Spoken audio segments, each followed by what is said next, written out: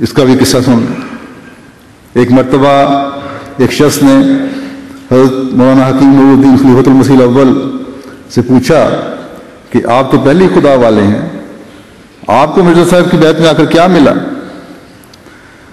تو حضرت خلیفۃ المسیح اول نے جواب دیا کہ پہلے میں حضرت صلی اللہ علیہ وسلم کا دیدار سونے کی وقت سوتے ہوئے خواب کی حالت میں کیا کرتا تھا، خواب میں کیا کرتا تھا.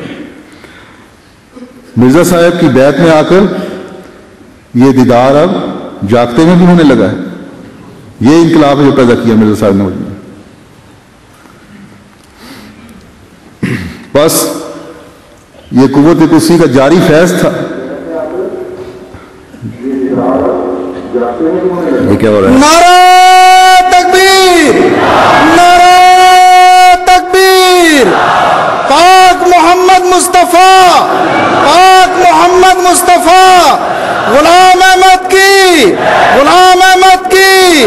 نعرہ تکبیر.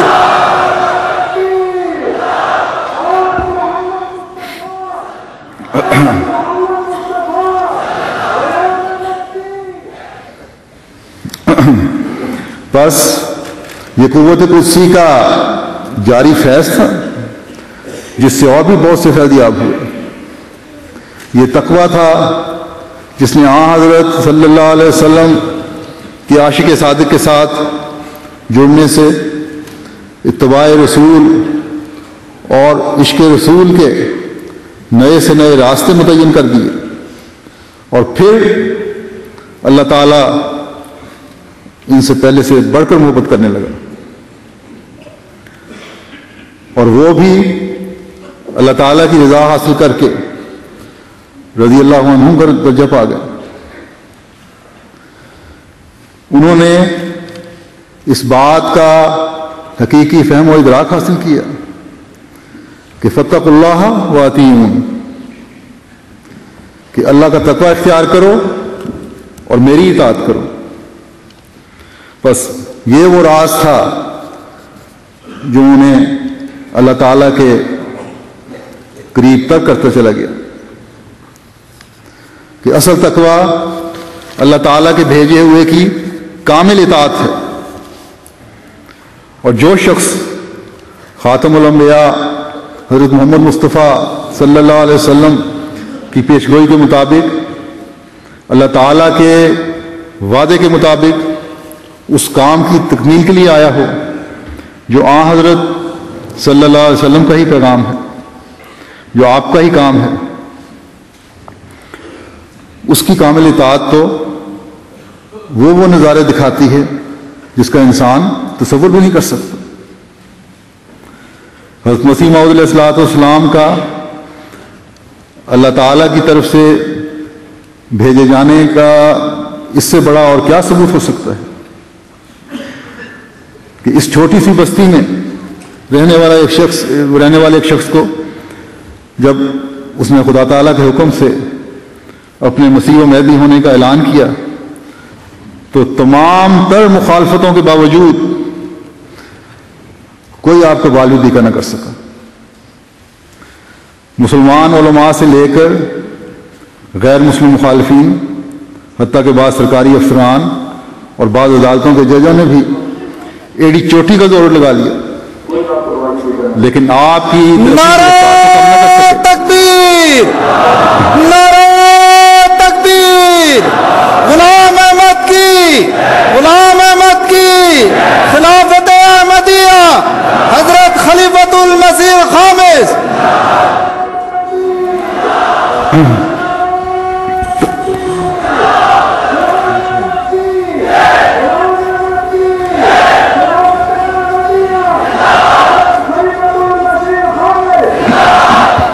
تمام تر طاقتیں صرف کرنے کے باوجود یہ جتنے بڑے بڑے لوگ تھے یہ آپ کو کوئی نقصان پہنچا نہ سکے.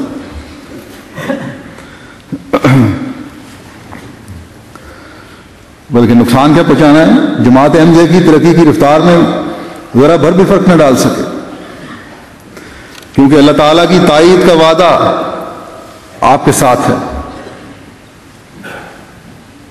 نہ یہ کہ تھا بلکہ ہے اور ہمیشہ رہے گا انشاءاللہ تعالی.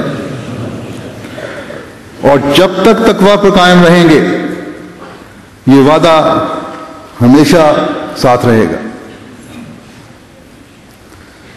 پھر یہی بستی تھی جس میں آپ کی وفات کے بعد تقوی پر چلتے ہوئے مومنین نے خلافت کے ساتھ جڑے رہنے کا عہد کیا. تو اللہ تعالیٰ نے اپنے وعدے کے مطابق جو اس نے مسیح موعود علیہ الصلوۃ والسلام سے کیا تھا، جماعت کی وسعت کو اسی طرح جاری رکھا.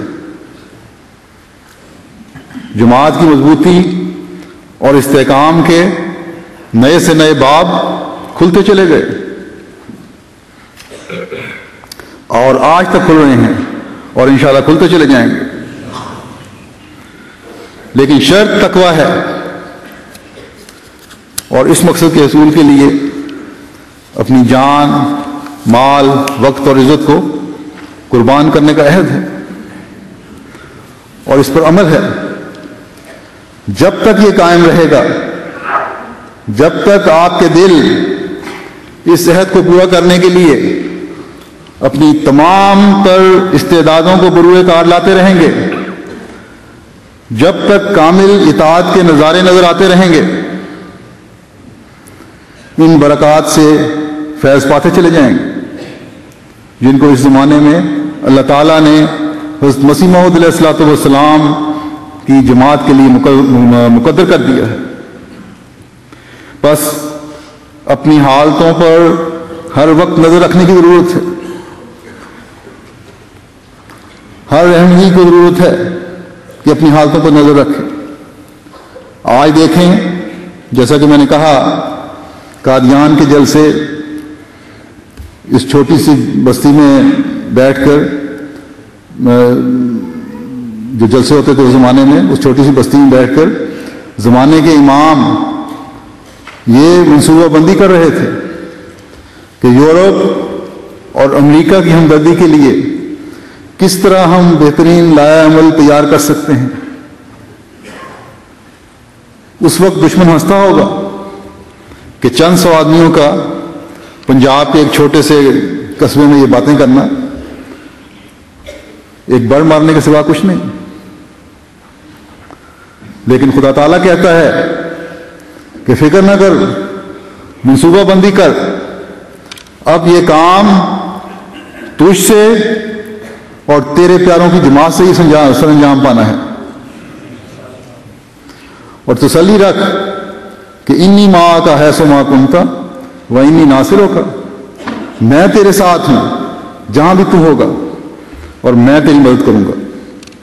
اور جب میری مدد آتی ہے اور جب میں کسی کا چارہ ساز اور سہارا بنتا ہوں اور کبھی بازو بن جاتا ہوں تو دنیا کی روکیں اور دنیا کے ٹھٹھے اور ہنسی سب نعرہ تکبیر، نعرہ تکبیر، خلافت احمدیہ، خلافت احمدیہ، حضرت خلیفۃ المسیح الخامس، حضرت خلیفۃ المسیح الخامس.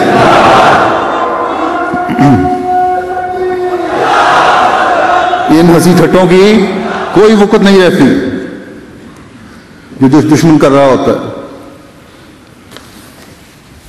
اور اللہ تعالیٰ فرماتا ہے میری طرف سے وہ خلاف توقع باتیں واقع ہو جاتی ہیں جن تک دنیا والوں کی سوچ پہنچ ہی نہیں سکتی. آج آپ دیکھیں اللہ تعالیٰ کس شان سے انی ماں کا حیث و ماں کنتا پورا فرما رہا ہے. جب حالات کی وجہ سے خلیفہ وقت کو اس بستی مسیح موعود کی بستی قادیان سے ہجرت کرنی پڑی تو اللہ تعالیٰ نے خلافت کی حفاظت کے سامان پیدا فرمائے، اور نہ صرف سامان پیدا فرمائے بلکہ ترقی کی رفتار میں یہ کہ فرق نہ آیا بلکہ کئی گنا بڑھ گئی. اور یہی نہیں بلکہ نامساعد حالات کے باوجود اس زمانے میں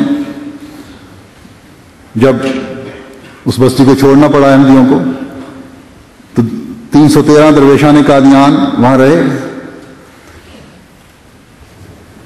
اور ان درویشان قادیان کے ساتھ جو حفاظت کے لیے وہاں رہے تھے ان کی حفاظت بھی اللہ تعالیٰ نے فرمائی، اور دارالمسیح اور شاعر اللہ کی حفاظت کو بھی سامان فرمائی۔